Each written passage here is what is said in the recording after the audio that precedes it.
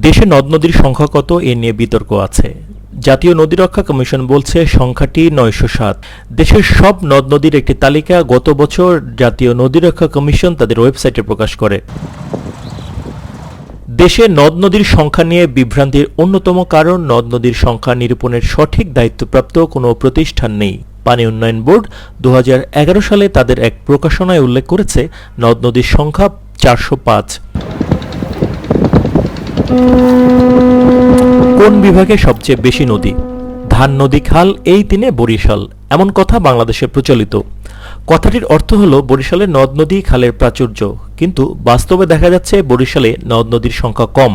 ৯৯টি নদ নদী রয়েছে। সবচেয়ে বেশি নদ নদী সিলেট বিভাগে। এই বিভাগের 4টি জেলায় নদীর সংখ্যা ১৫৭টি।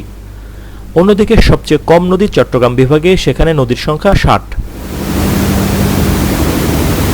নদ নদীর সংখ্যার দিক থেকে দ্বিতীয় এবং তৃতীয় অবস্থানে আছে ময়মনসিংহ ও খুলনা বিভাগ। এই দুই বিভাগে নদীর সংখ্যা যথাক্রমে ১৩৫ ও ১২৪।